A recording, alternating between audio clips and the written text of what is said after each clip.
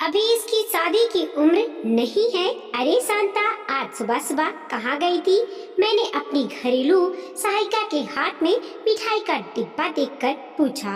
अरे दीदी, वह अपनी बेटी रत्ना की शादी तय कर दिए हैं। उसी खुशी में आपके लिए मिठाई लाए हैं, शांता ने बड़ा खुश होते हुए बताया। शांता की बेटी रत्ना अभी केवल 14 वर्ष की थी और उससे भी महत्वपूर्ण बात यह थी कि वह पढ़ाई में बहुत अच्छी थी। इतनी विपरीत परिस्थितियों के बावजूद भी उसके 8th क्लास में 80% अंक आए थे। मेरी बेटी नेहा, जो कि अभी मेडिकल कॉलेज में पढ़ रही थी, अक्सर रत्ना की तारीफ करते हुए कहती थी कि मम्मी इतनी होशियार और प्रतिभाशाली है। यह लड़की अगर अवसर मिला तो जिंदगी में कुछ बड़ा और बेहतर करेगी। अभी शांता से बात कर ही रही थी कि मेरी बेटी नेहा अपने कमरे से तैयार होकर कॉलेज जाने के लिए बाहर आ गई थी और उसने शायद हमारी बातें भी सुन ली थी। उसने सीधा ही शांता को बोला, आंटी, आपको पता भी है कि 18 वर्ष से कम उम्र की लड़की की शादी कराना कानूनन अपराध है, आपको जेल भी हो सकती है। मैं रत्ना को समझाऊंगी कि बाल विवाह एक अपराध है और वह खुद ही आप लोगों की शिकायत कर देगी। मेरी बेटी की बातें सुनकर शांता रुहासी सी हो गई। फिर मैंने बात संभालने के लिए कहा, नेहा, तुम अपना नाश्ता खत्म करो और कॉलेज के लिए निकलो, तुम्हें देर हो जाएगी। रत्ना के बारे में शाम को बात करेंगे। नेहा जल्दी में थी, इसीलिए यह कहकर निकल गई कि मम्मी, आप शांता आंटी को समझाओ, रत्ना को पढ़ने दे, शादी वादी का ख्याल अभी के लिए तो दिमाग से निकाल दें। नेहा को तो मैंने नाश्ता करके भेज दिया था, लेकिन मेरा खुद का मन कहाँ यह गवारा कर रहा था कि रत्ना की शादी इतनी जल्दी की जाए। इसीलिए मैंने शांता को समझाने की कोशिश की। रत्ना पढ़ने में अच्छी है, पढ़ लिख जाएगी तो नौकरी लग जाएगी, अच्छा लड़का मिल जाएगा। मैंने कहा, भाभी, नौकरियां रखी कहाँ हैं? हमारे गांव में कितने ही लड़के कॉलेज की पढ़ाई के बाद बिना नौकरी के ही घूमते हैं, पढ़ लिख के तो और कोई काम भी नहीं करते हैं। लड़कियों के लिए तो वैसे ही नौकरी नहीं है, ज़्यादा पढ़ गई तो अच्छे लड़के के लिए दहेज कहाँ से लाएंगे? फिर भाभी, हमारी बिरादरी में तो लड़कियों की शादी और भी जल्दी करा देते हैं, बिरादरी का भी बड़ा दबाव है, शांता ने बताया। अरे, तुम तो यहाँ रहती हो, बिरादरी से क्या मतलब? मैंने पूछा। भाभी, यह तो परदेश है, गांव का घर बनवाने लायक पैसे इकट्ठे हो जाएं तो हम वहीं जाकर रहेंगे, बिरादरी की तो सुननी पड़ेगी, नहीं तो कैसे रहेंगे? देवर की बेटी की शादी हो रही है, रत्ना से छोटी है, फिर रत्ना की शादी होना मुश्किल हो जाएगा। अभी दो बहनों की शादी एक साथ करेंगे तो खर्चा भी कम होगा, शांता ने जवाब दिया। कम उम्र में शादी से लड़की की जिंदगी बर्बाद हो जाती है, मैंने समझाया। जो भाभी, बेटी के साथ कोई अनहोनी हो गई तो आज का जमाना कितना खराब है, फिर तो बेटी की जिंदगी बर्बाद ही हो जानी है। चलो भाभी, काम खत्म करूं और भी घर जाना है। शांता बर्तन धोने के लिए रसोई में चली गई थी। शांता अपना काम खत्म करके जाने लगी, तब मैंने एक बार फिर से कहा, शांता, एक बार और सोच ले, बेटी की जिंदगी से खिलवाड़ मत कर। नहीं भाभी, 2 महीने बाद शादी है, इस महीने और आऊंगी, फिर तो शादी की तैयारियों के लिए गांव जाना होगा। ऐसा कहकर शांता चली गई थी। शाम को नेहा जैसे ही घर में घुसी, उसका पहला सवाल था, मम्मी, शांता आंटी आपकी बात समझी या मैं रत्ना से ही बात करूं? कपड़े तो बदल ले, जब तक मैं चाय बना लाती हूँ, फिर बैठकर बात करेंगे।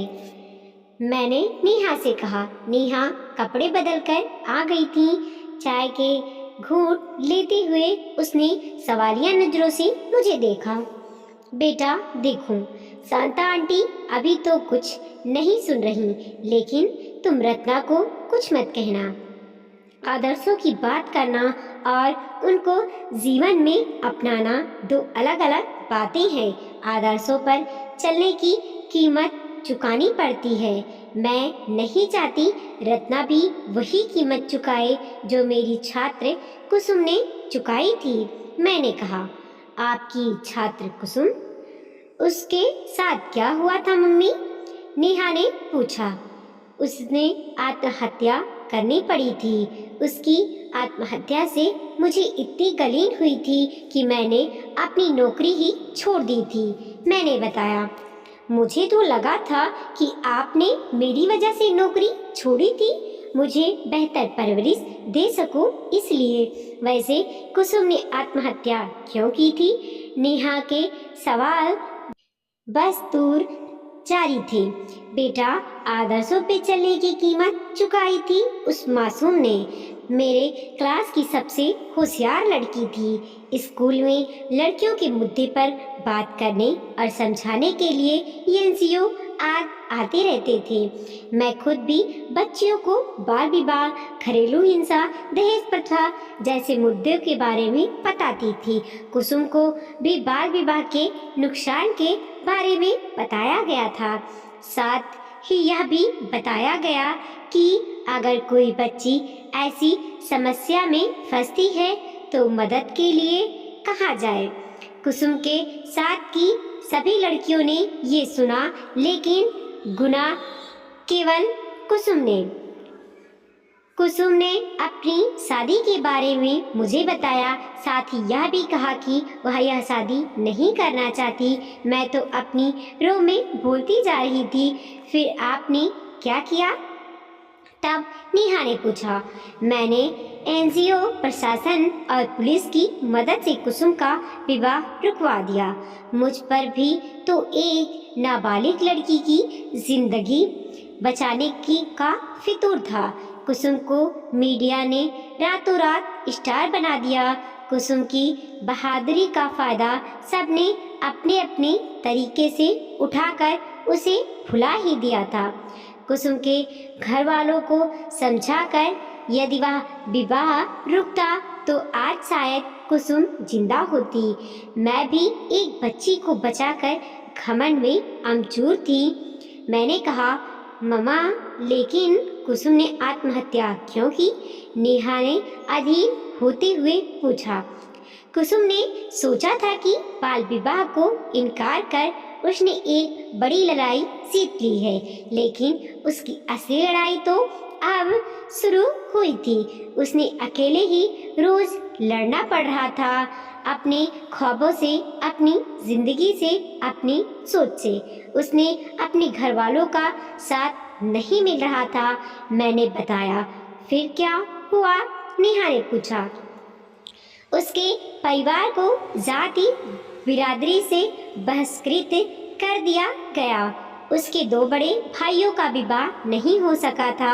उसके गांव में 10th तक ही स्कूल था और 10th के बाद उसकी पढ़ाई भी रुक गई थी। घर की आर्थिक हालात के कारण वह बाहर जाकर भी नहीं पढ़ सकती थी। घर वालों के रोज रोज के ताने वह सह नहीं सकी और एक दिन उसने अपने आप को खत्म कर लिया। बताते बताते मेरी आंखों से पानी बह निकला था। नेहा भागकर मेरे लिए पानी लेकर आई। पानी पीकर मैंने फिर बताना शुरू किया। बेटा, उस दिन मुझे महसूस हुआ आदर्श पर चलना बहुत ही मुश्किल होता है। मैंने कहीं पढ़ा भी था कि बेमेल विवाह का विरोध करने वाले महादेव गोविंद रानाडे भी अपने घर वालों के सामने झुक गए थे और अपने से छोटी उम्र की लड़की से शादी के लिए मजबूर हो गए थे। नेल्सन मंडेला आदर्शवादी थे, अतः उनकी निजी जिंदगी कभी खुशनुमा नहीं थी। उनकी पत्नी उनसे नाखुश थी।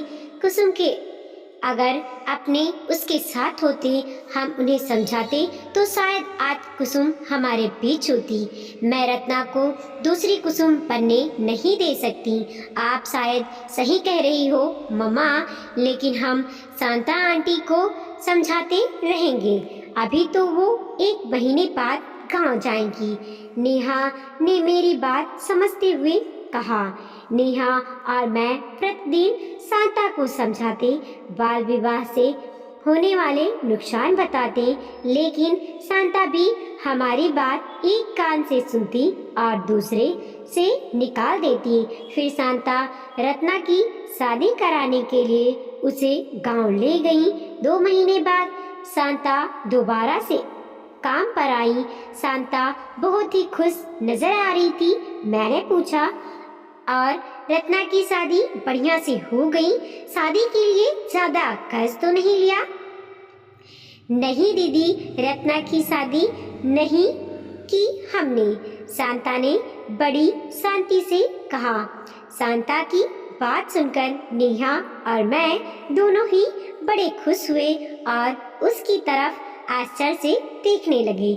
दीदी, रत्ना तो बड़ी ही होशियार है। हमारे गांव में लड़कियों के लिए फोन पर बात करने वाला एक ऑफिस खुला है। गांव की सभी 8वीं और उससे ज़्यादा पढ़ी लड़कियों को उस ऑफिस में नौकरी दे रहे हैं। हमारी रत्ना को भी मिल गई। पूरे 5,000 रुपये मिलते हैं। उन्होंने कहा है कि रत्ना अगर और पढ़ लेगी तो उसे मैनेजर बना देंगे। जब गांव में नौकरी मिले तो सुरक्षा की भी चिंता नहीं। फिर आपकी बातें भी हमें याद थी, तो हमने सोचा रत्ना एक बार मैनेजर बन जाए तब उसकी शादी करा देंगे। शांता ने खुश होते हुए कहा। रत्ना के गांव में कॉर्पोरेटर सोशल रिस्पॉन्सिबिलिटी के तहत किसी कंपनी ने कॉल सेंटर खोला था। गांव की पढ़ी लिखी लड़कियों को वहां नौकरी दी गई थी।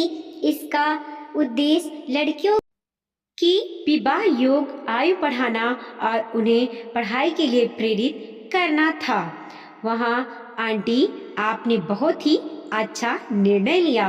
काश हर रत्ना को ऐसी सुविधा मिले, नेहा ने मुस्कुराते हुए कहा।